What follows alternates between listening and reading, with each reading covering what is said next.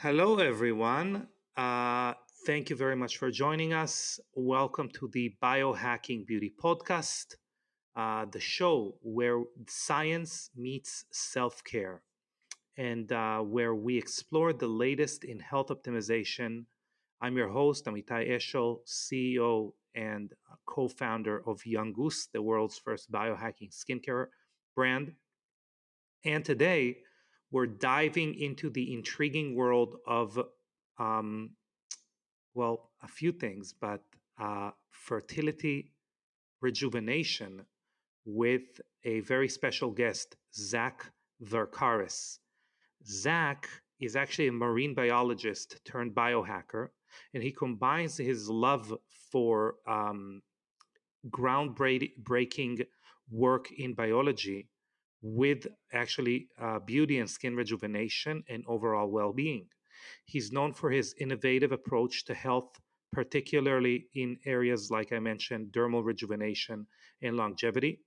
Today, Zack will share his insight and his approach to how, by turning the clock on female reproductive abilities, um, we can actually turn the clock on skin rejuvenation and overall wellness. And we're going to talk a lot about emotional well being as well. Um, Before we start, I would like to share with you a review from one of our dear listeners. So, Anne says, love your podcast and skincare line. Perfect for the biohacker wanting to look her best at any age. And she also has a question, which I will actually address later. So, thank you very much, Anne. And this is a quick reminder, if you love what you hear, don't forget to subscribe and leave us a review on Apple Podcast or anywhere else you're listening to this podcast. Your feedback helps us grow and reach more listeners like you, help more people. But yeah, that's it. Now, let's welcome Zack Varkaris to the Biohacking Beauty podcast.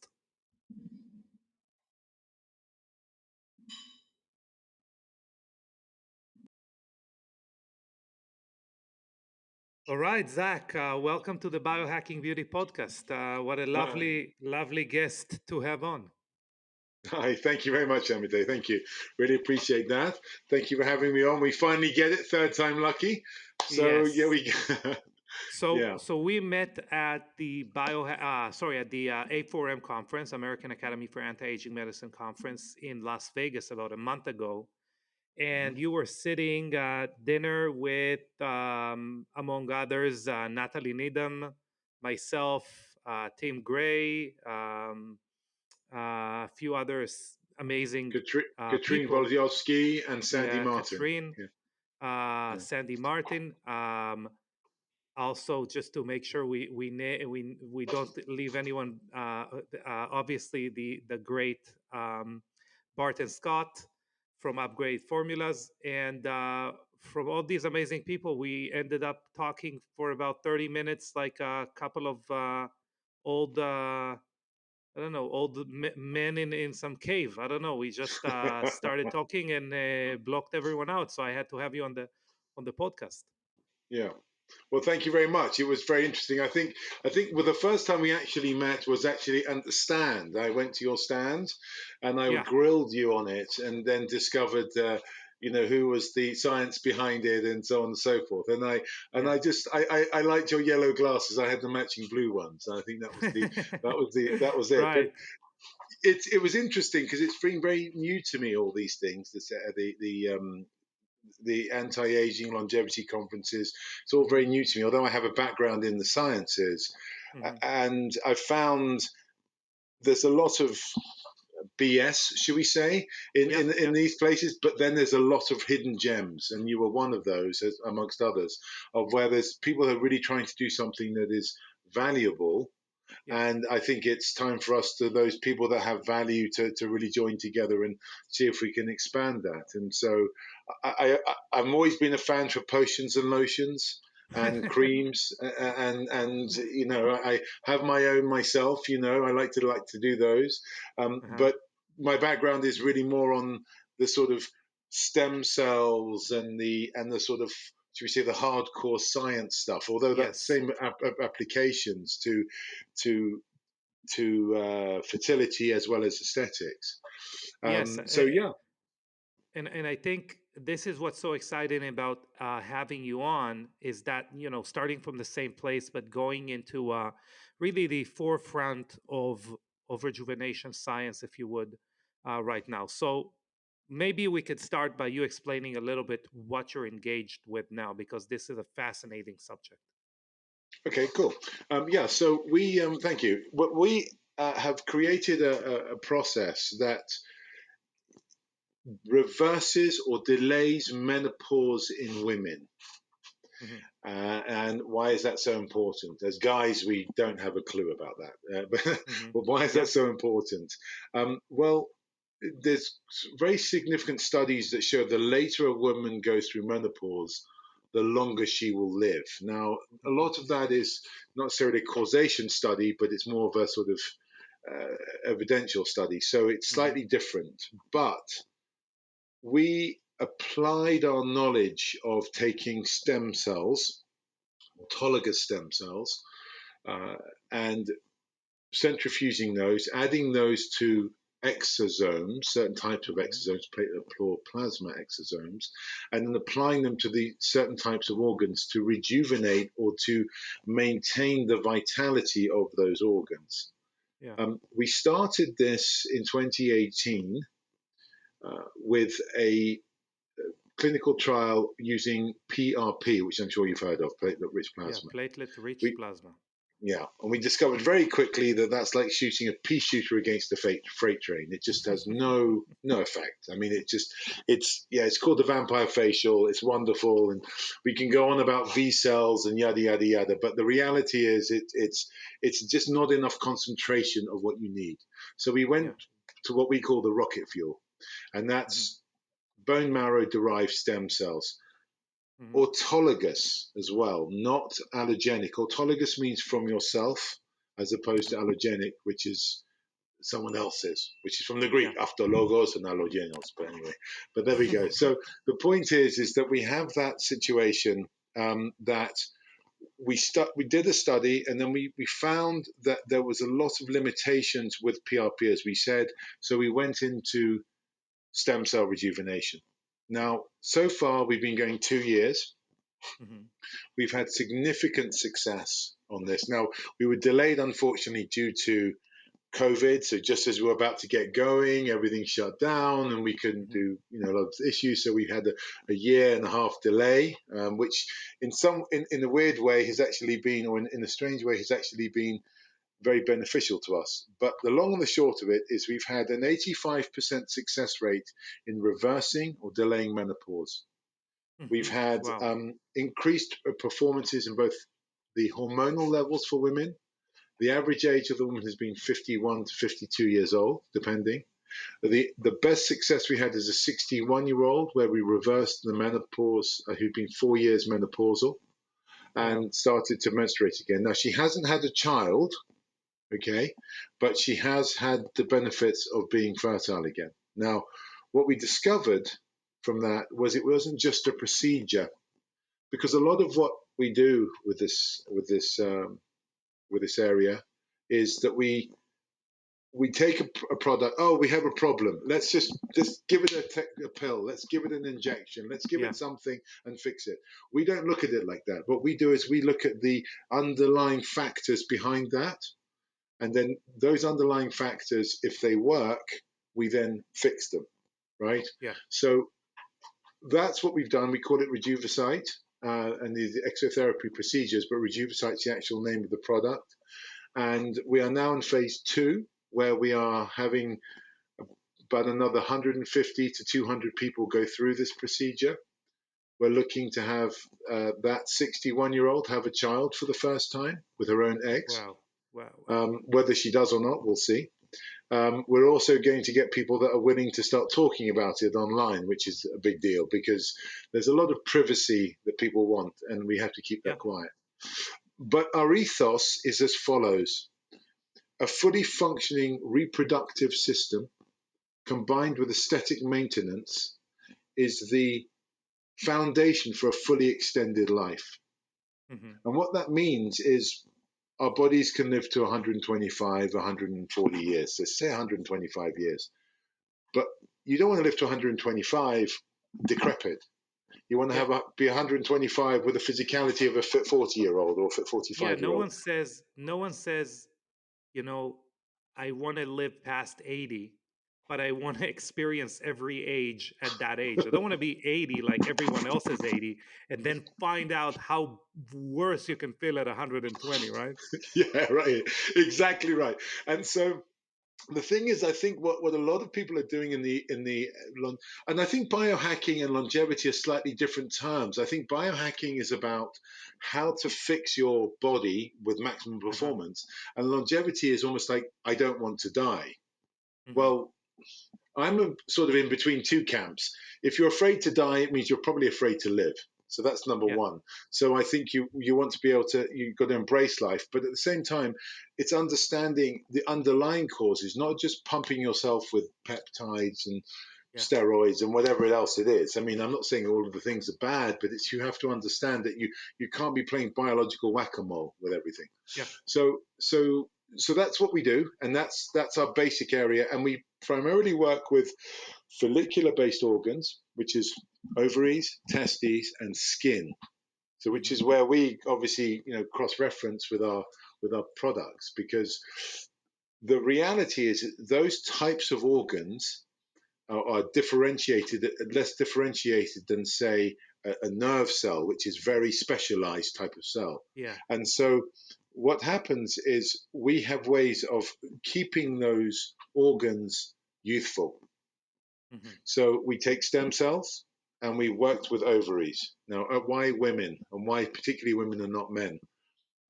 Well, the reason is that it's the one time that women are actually less complicated than men. It's the one time which is fundamentally that Yeah. we just It's a much more binary system, right? well, it's almost like having a phone and having a PC. They've both got Yeah. chips in them. They've both got, but it's much more densely populated in with men. And yes, men are more binary in many senses. Yeah. Yeah. So there's fewer moving parts. With women, there's lots of stages you can improve. So every time you improve a little piece of it, it improves their stage. And also they have menopause, which men Yeah. don't have such a clear rate determining step where you start to feel those effects of aging. So we worked with women, and also women are far more inclined to admit that they're frail. Guys, we think we're invincible. Yeah, man, we can go on Yeah. forever, but it doesn't work that way. No, so, no, it so doesn't. no, not at all. So that's what we do, and we worked with that, and we've had some very good success. Much better than we planned, much better than we hoped for, and we obviously want to build on that, and we want to Yeah. be offering that to more people. Incredible. So, yes, some of the things that you said are obviously they intersect between what we do and what you do. One of the main things, when I get invited to talk in different podcasts, a lot of the people who are listening to this podcast are listening to it because of my appearance in somewhere like Ben Greenfield or something like that, where I say, our body is really designed to carry us until we cannot bear children anymore, as far as our optimal appearance and optimal performance. And after that, it's really designed only to survive, to benefit with our knowledge to the environment or to our obviously to our offsprings, etc.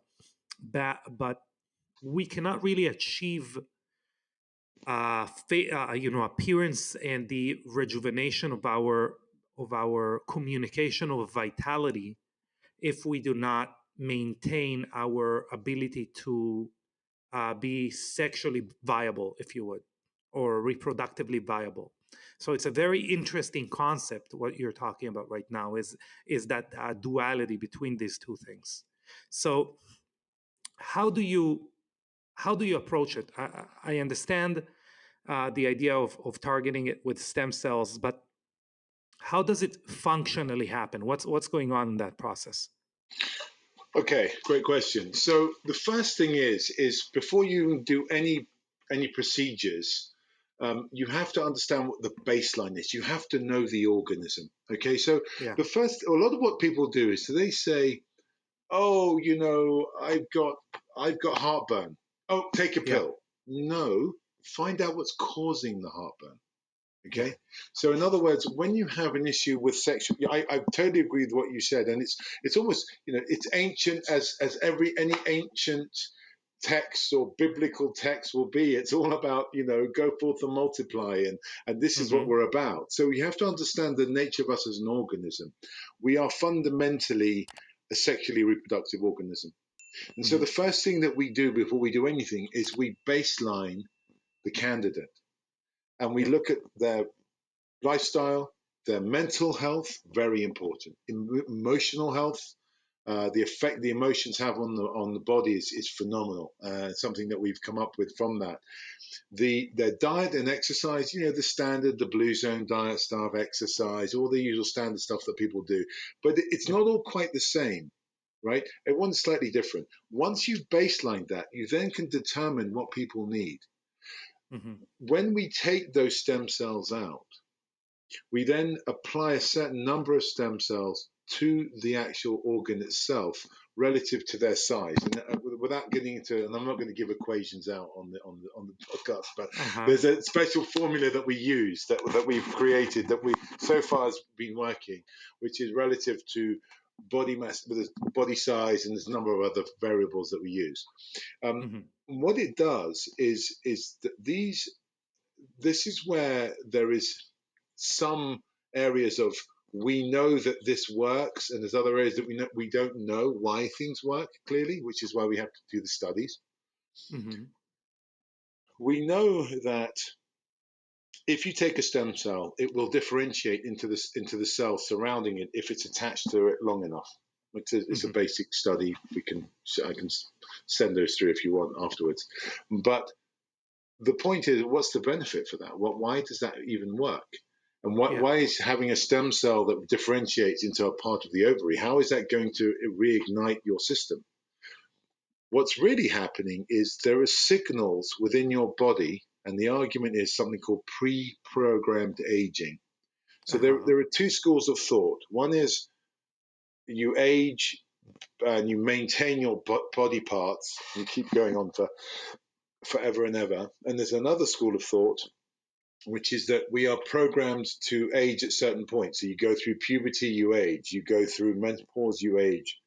You go through old age, you really age, and then you die, Mm-hmm. right? So you have these three key points. So there are certain setups within what we call the genetic code.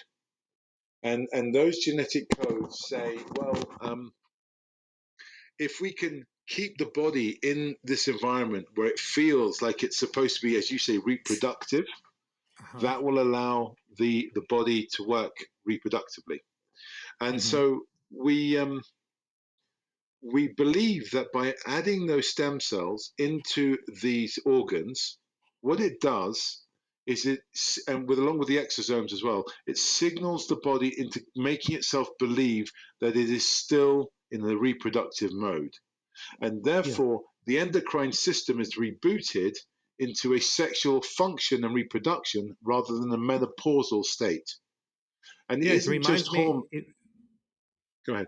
It reminds me actually two things. First of all, to hammer in the point I said before, and I think it's going to make sense to anyone who's listening if they really dedicated some brain power to it. But our genes are really only only obviously transmitted forward in time during the creation of a baby.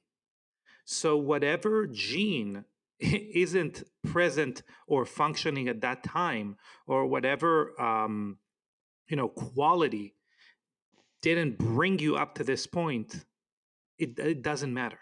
Okay, it doesn't matter. Anything that the reason we have so many diseases in old age is because the the the body doesn't really care what happens then, right?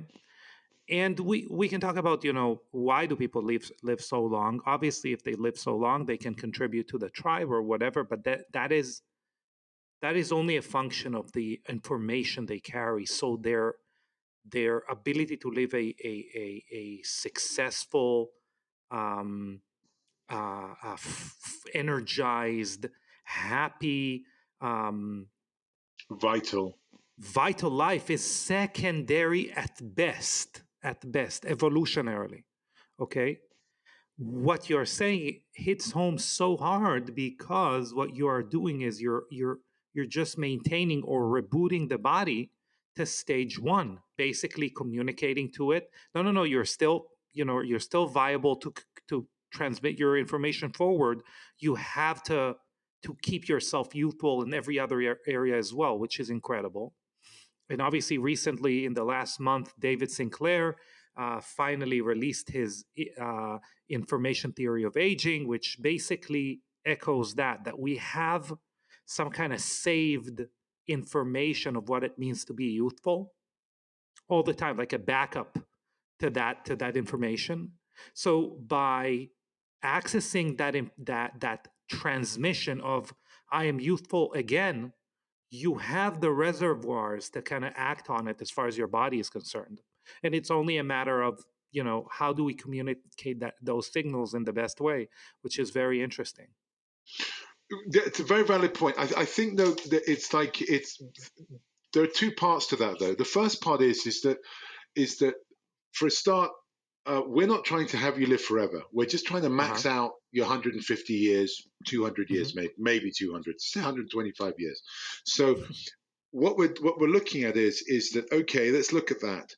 What parts of your body don't age? Now, a nerve cell fundamentally won't age for hundreds of years.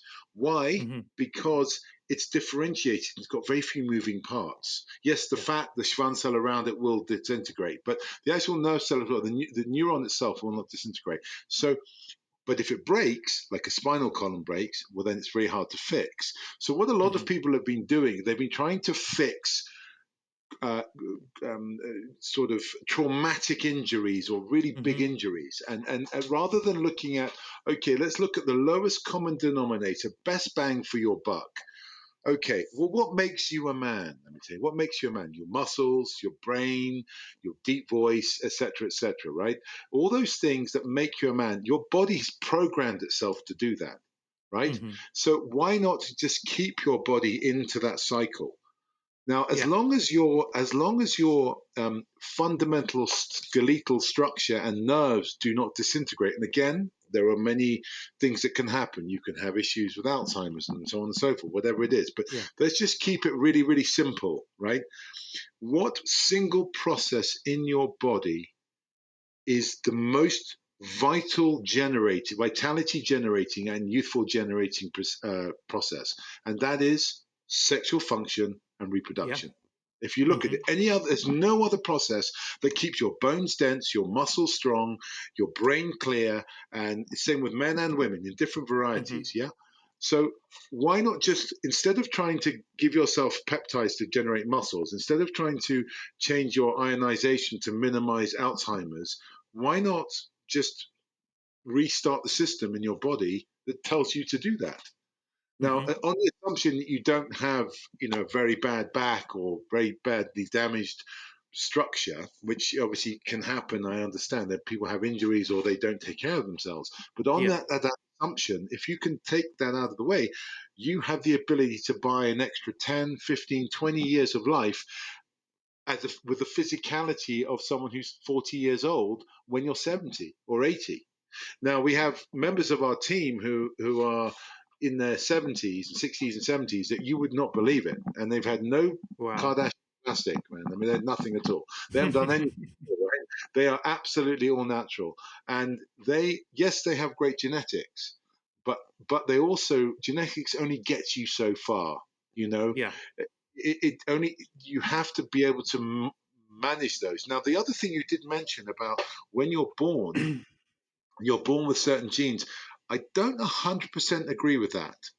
Okay, there are some epigenetic effects that you can change in your body. So things like mosaic Turner syndrome, for instance. Turner Yeah. syndrome, you get a chromosomal defect. Well, mosaic Turner syndrome is not inherited. It happens due to environmental factors. And we do have a lot of environmental factors that really affect the the fertility of both men and women. I mean, you're shooting half as many live rounds as your grandfather was 50 years ago. Fact. Done. Yes. Yep. And that's because of a number of reasons, which we won't get into, but they're there. And so that is something that I think we need to look at, and we discredit that at our peril. But one area that I think is not really talked about with this area is, yes, we have bad environment. So you have good diet, you have good exercise, you have good whatever you've got to do. But no one talks about the fact that we are human beings and we are emotional creatures. And the Yeah. emotions are the oil that lubricates the engine. I I mean, we agree. have they have a saying in Greek, which is if I don't drink or smoke, I'll live to be 100. But even if I don't, it will feel like it. So in other words, it's the emotions behind it, whereby you have this sort of feeling. And I think what we talk about is not lifespan or health span. We talk about something called Freudenspanne, which is the German. We like German words, joy span, but um, which is the quantitative effects that emotions have on the biomarkers of aging. And Yeah. one of the things that got me into this was my grandfather, who was exceptional man, a really exceptional man, and he died at the age of 76, which was young in his family. I mean, his brothers lived to their 90s, and one's still alive, and he's past 100. But he died of a broken heart. We discovered Hmm. after he died, and I always thought that was an old wives' tale. People's hair goes white overnight, or this happens, or that happens. But what causes that? It's the emotion, and we have to understand that these are the rules of the game that we've been given. It's a game. It's a game, and we It have is. to It understand is again. Yeah. the rules. We have joints. So you have joints. So if you want to do a squat, you have to sit your body in a certain way. If you don't, you'll break your back. It's the same thing Yeah. with the emotions, and we don't count the emotions.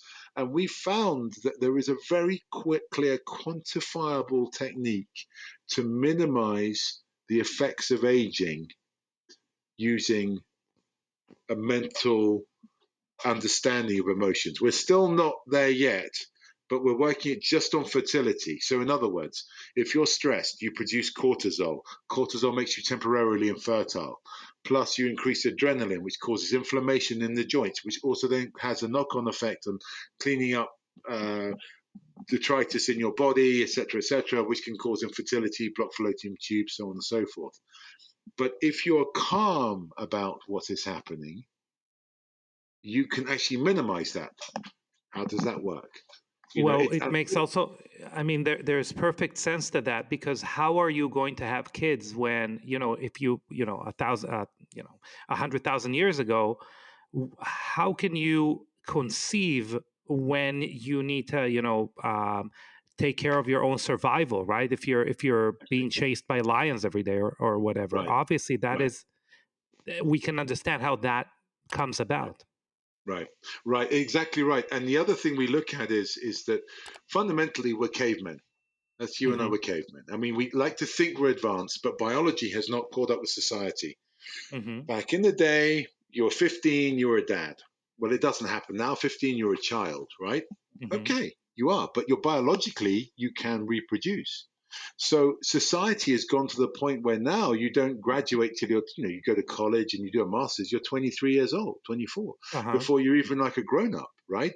Or you do whatever you're doing. So now the question is, do we change and accept that society has moved on, or do we accept that, oh, we want to go back to being cavemen? Well, you can't do that. Well, you can, but I choose not to do that. So I'd rather have the way that so that biology has to catch up with society, Uh-huh. and so that means that with a woman, as a prime example, she graduates high school, she goes to college, she's 21 years old, she does a master's, 22.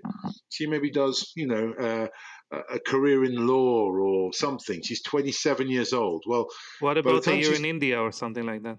well, exactly on Nepal, exactly right, exactly. The year out there, she's 29 years old, and that's it. By the time you're 30, your fertility supposedly falls off a cliff. So what are you going to do? Are you going to start having these women having children at 18 years old, or do you say, let's give them an extra 15 years?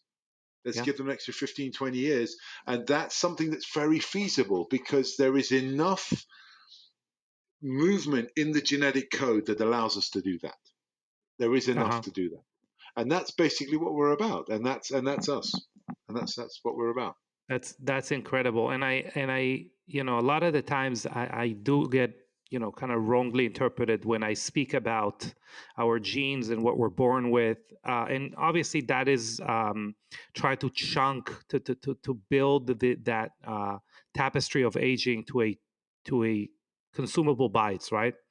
But I love your approach to the to the mental aspect of our aging. And obviously, we can see a lot of, we were at A4M together. A4M 2022 really centered around oxytocin. And, a lot of people know oxytocin as like the love hormone, but really it is the hormone of being loved and accepted. And what's crazy about it is that one of the best things that we can do for longevity, optimal performance, health is having an amazing community. So, and obviously, it's very in the Western world. That's one of the things that we leave behind. I mean, that is one of the things that we let go of when we go into advanced civilization. And I don't want to get into this right now, but that is something that we need to understand, that we cannot really replicate living, as you said, as cavemen in that type of society. So what is some of the work that you guys are doing around the mental aspects and the communal, or the mental aspects? And I'll let you kind of expand Okay. on that. Well, we call it the emotional aspects, not the Yeah. mental aspects. So it's a slight, it is small but very distinct difference. So I'll Hmm. give you an example. If we just saw someone get shot, for instance, and you were Hmm. devastated because that person saved your sister's life, right? But I Yeah. was like, okay, whatever, because that person killed my sister, right? Hmm. Therefore, we both have valid emotions, right? We Yeah. both have valid emotions, but the reality is, which one is right? There is no right or wrong. It just is what is valid relative to you. So the first 100%. thing that we do is we take a full breakdown of, we do things like, we do a personality test, the sort of 16 personalities type of thing. Hmm. We do a mental health questionnaire about how you feel, what your sense of self worth is, what other issues you have. Do you have substance abuse issues, and what, so on and so forth. Then we look at also what drives you, what is important to you, what your goals are. Because once you have that framework, like if I look at you and I see you look like a fit guy. Okay, great, you look like a fit guy. But what drives that? Is it because you choose to be fit? Is it because you're naturally fit? Is it because your parents made you get fit? You know, what's the reason? They're all three are valid, but if it's because you chose it because you were 300 pounds when you were 15, and everyone used to laugh at you, and now you wanted to get fit, that's a very different mental mindset to the person that was told because your dad was super fit and he made you do it. It's a Yeah. very different dynamic.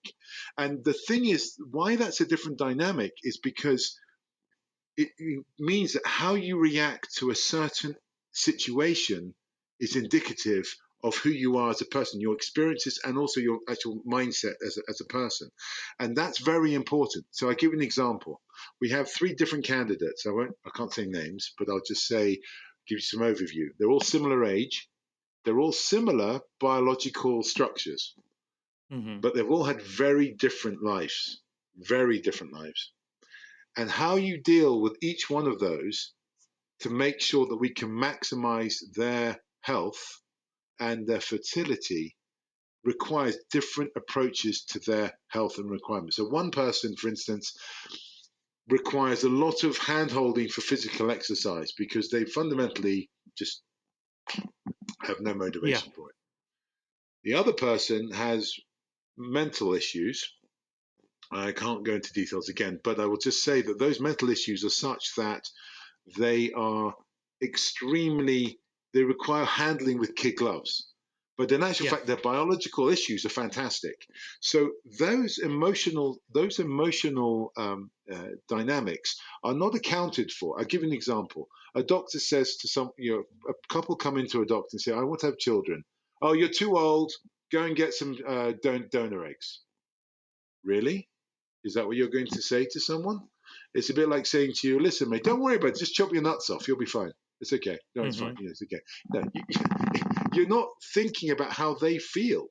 And Yeah. because we're not machines, if I say to you every day, "You're an idiot," you might not become Hmm. an idiot, but it's going to affect how you think about life.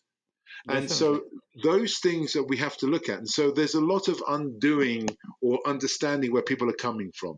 And that's how we apply those emotional aspects. And that's why we've had such good success, admittedly, with a very small sample size.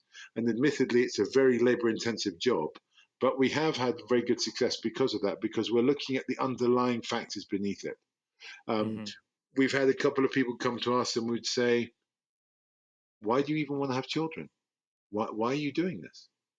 And that's one of Hmm. the questions we ask straight away. Why are you doing this with us?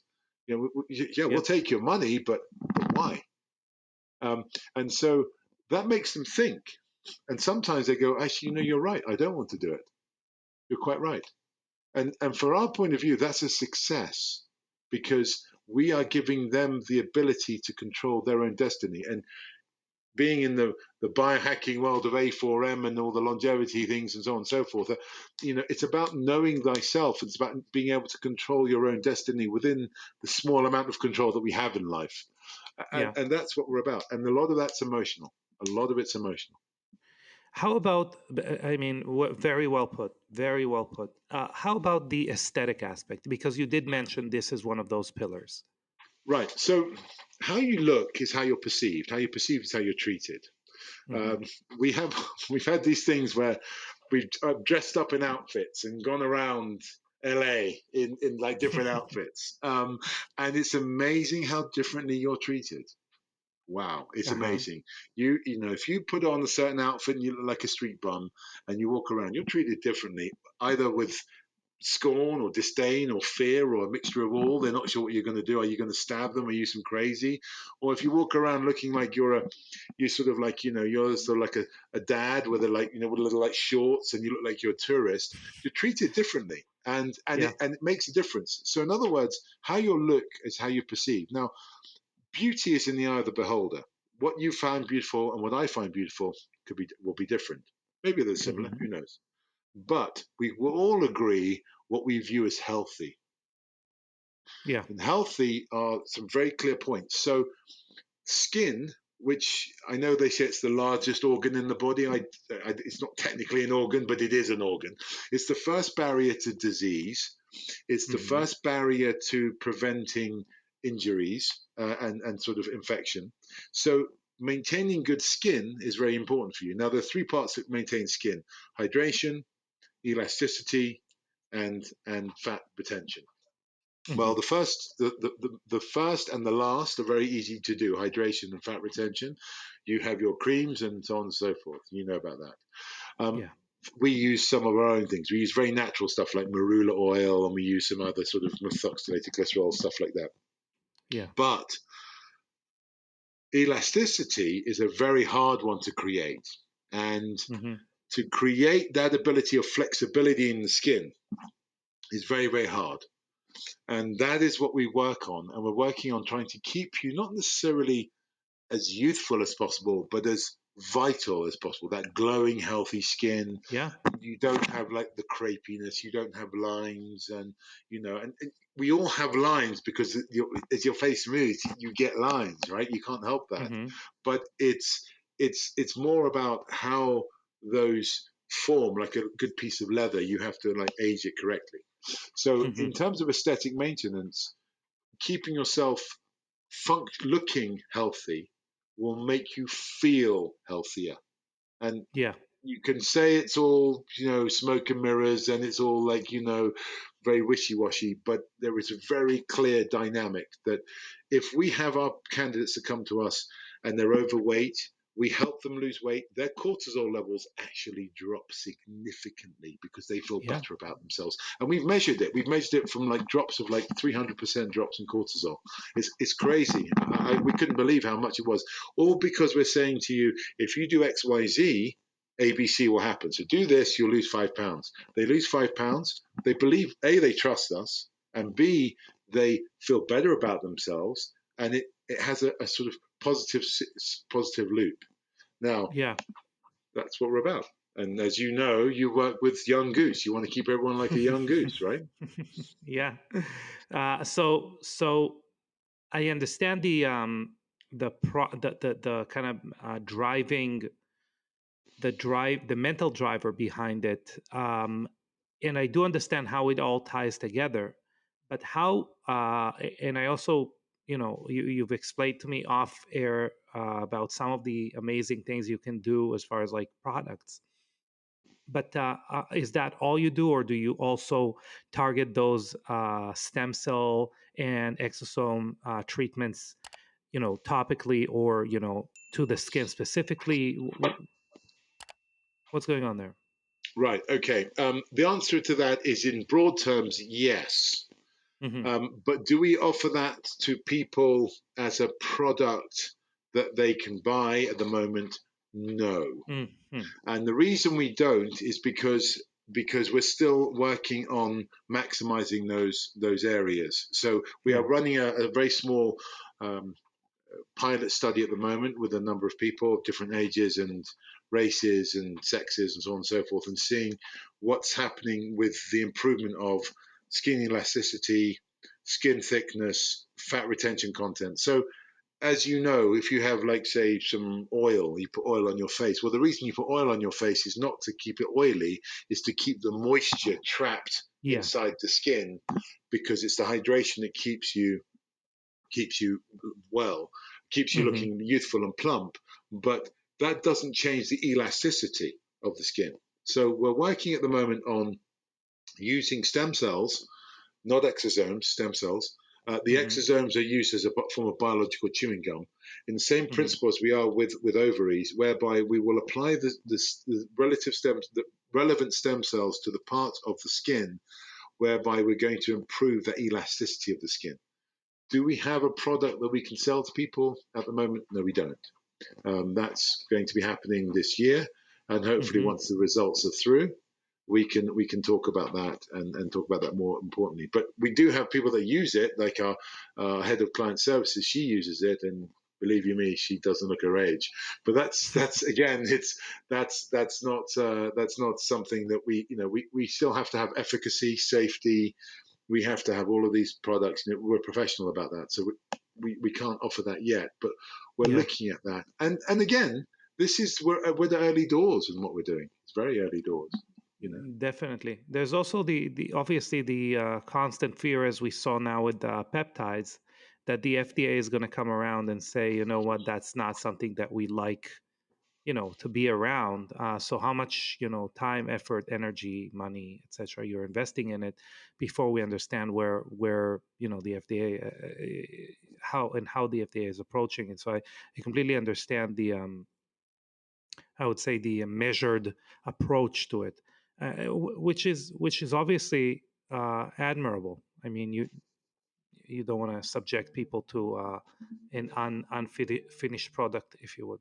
Um, Kind of, Zach, to get people help if they want it, if they need it. Where could they? How could they learn more? How could they approach you to learn more? What is the Okay, process? well, that's great. Well, they can come to go to our website, which is austinbiotech.com. I'm sure you can leave the link on it Yeah, afterwards, we and they can. can schedule a consult, or they can just find out some information about what we do there on the website. Um, at the moment, the best way is to schedule a consult. What we normally do is we do a registration and a consultation, which involves about an hour to 2 hours of work with the person and sort of ways that we can help. Hmm. That's what we normally do.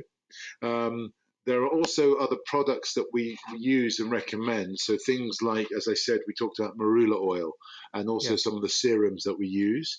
Um, but that's really, if you, that's really sort of, we've been asked by other companies to analyze their products, and we have analyzed them, and we now put our weight behind them. So things like, as we said, those types of oils that are very useful. So Yeah. that can be found at places like Kalahari Gold. Again, I can put the links in the Yeah. at the end of the podcast. But that would be the best way to get a hold of us if they're interested. But again, this is really about fundamentally we are much more focusing towards the female demographic at the moment because Hmm. most longevity, excuse me, most longevity is based around men, Yeah. the Brian Johnsons of this world, right? And the Dave Asprey's and whatever, right? So, I mean, it's like anyway, no comment. But the thing is that the point is is that we're focusing fundamentally with women. Our target audience is 38 and above, but 38 to 48 and 48 to 58, they're the two sweet Uh-huh. spots. Um, and we can't help everyone because some people might not be able to pass the baseline. They might have issues with cancer markers and safety issues like that. But one thing I will bring up, though, about the FDA is you have a right to do whatever you want to your body. Hmm. So as long as you're informed, no one can prevent you doing that. They haven't got that far yet. They haven't got to that point whether they're going to prevent you doing what they can do. They'll try, but they'll fail. Uh-huh. So there are many ways it can be done. So procedures can be done and they will be done, but they might not be done in the United States. They might be done in the Caribbean or Colombia or wherever they will be done, if on the Western Hemisphere, or there's parts in the Middle East which is very, very pro Yeah. this. And there's a lot of governmental support. They've worked with governments, they've worked with us and want us to be out there specifically in some very big government initiatives. So the US isn't the only place in the world, and we can travel, Hmm. right? So there are plenty of ways to do that, but that's the best way to get hold of us is to just to schedule, register an interest, send us an email on our website. One member of the team will get back to you. There's about 4 or 5 key members of the team that would be able to speak with you about it, men and women. But again, we primarily help with women. If men have fertility issues, we can recommend people to go to, but we're not sort of specializing with men at the moment. Got it. Yeah, Well, that's a super interesting conversation, Zach. I'd me love too. to have you again once, you have some news for us and to kind of check in with you and see how things are going. Absolutely. Obviously, yeah, obviously, all the links are going to be in the show notes. So if anyone's driving, if you Yeah, cannot write things down, make sure to check the show notes. And yeah, Zach, much success. I mean, I'm very impressed, and I am rooting for you. So thank you. yeah, As they say, L'chaim, right? A bit of L'chaim, exactly. thank I'll you. tell you, Efcharisto. Paragalo. Yeah, So I will be in Florida in February. So I will come and say yeah. hello if you're around, Yes, right? yes. So You're going to be in the Biohacking I, Expo, right? Biohackers I Expo. will. Yes, I will. I will be speaking at it. Yes, I will be speaking at that Fantastic. one. So we will see you there. Thank you, everyone, Okay. for joining. If you have any questions for Zach, obviously, go ahead and shoot them any type of communication. And yeah, thank you, everyone. Take care. Thank you. That was a great podcast. I can tell you some of my best podcasts, or the ones that I like the most, are the one that deal with kind of the cutting edge, obviously, of skin rejuvenation, health rejuvenation, etc. So thanks, Zach, for sharing his fascinating journey in that field. His insights into longevity, skin health, and the marriage between them and age reversal, I can tell you, is very fascinating to me personally. Um, Before we end today, I would like to answer 3 questions from our listeners. If you would like your question answered, one of the best ways to do it is actually leave it as a part of a review on our podcast. So, as I promised, Anne had a question. which is a question regarding red light therapy, which is great because we just had a podcast about it not long ago. Question on red light therapy for skin. There are so many different guidelines for how close red light therapy panels should be from the skin for best results.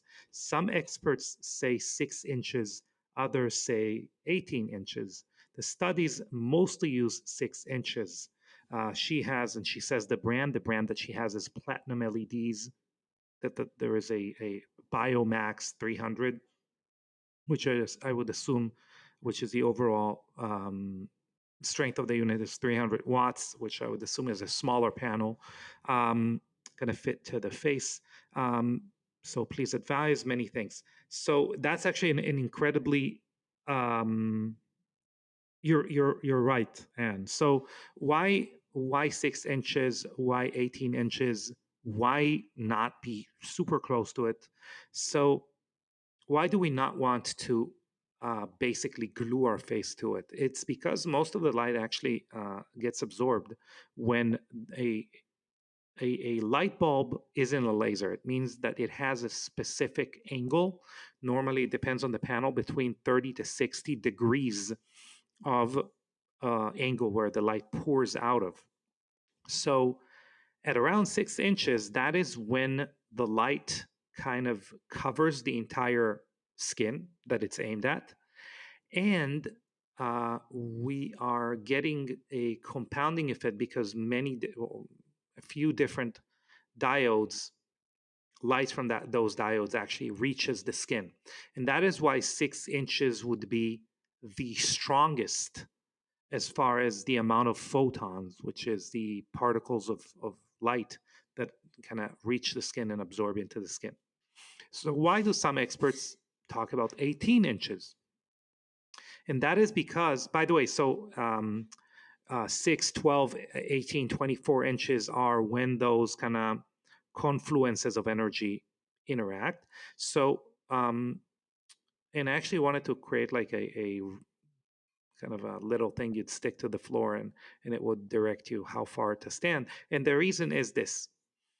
When we use wavelengths, especially like near infrared, because red light therapy panels actually normally have two types of diodes, red and near infrared. Some panels like Mito Red already have 4 different wavelengths that you can toggle between, but for the most part, they have two. And the light at 6 inches, a lot of it actually overshoots the skin and gets absorbed deeper in the body. So, you know, anything from blood vessels to our muscles. Um, and that is why a lot of experts say 18 inches is preferred. Now, the science, it's very difficult to answer your question because most research, as you mentioned, is going to be in 6 inches because classical science says what we want to do is just accumulate as much energy in safely, okay, because there is an upper threshold, safely, according to every second, basically, in a unit of time. So you can think of working out, right? We don't want to lift like 100 pounds in a span of like a day. We want to do it like in a short amount of time, in an hour for that matter, or we want to have as many reps in an hour, not in a day, to get the best results. Having said that, because there is, like working out, there is a level of fatigue we reach, our skin, our mitochondria reaches with red light therapy.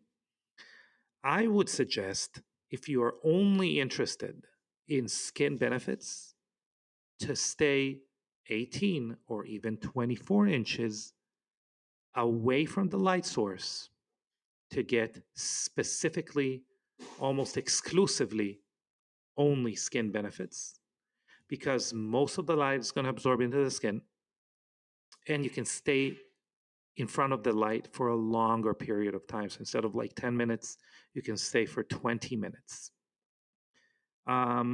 That is my take on it. And anyone who kind of knows my history, you know, A lot of those protocols refer to me. So, and to my previous ideas and concepts. So, um, I would again suggest 18 to 24 inches. It's significant. Again, if you have like a LED mask or something like that, obviously it doesn't apply to that. This applies to panels. Um, if you are interested, I did mention before different strengths that you want to aim at. That would be at source. And yeah, so that is an answer for that. Since I gave kind of a long-winded answer, we're gonna stay with one question today. But if you have a question, the best thing to do is what we did today is leave it in a review on Apple Podcasts or anywhere else you listen to us. I again urge you, don't forget to subscribe to the Biohacking Beauty podcast for more conversations that help you unlock your best self. And until next time, I was Amitay. Thank you very much for tuning in. And we'll see you here next time. Thank you.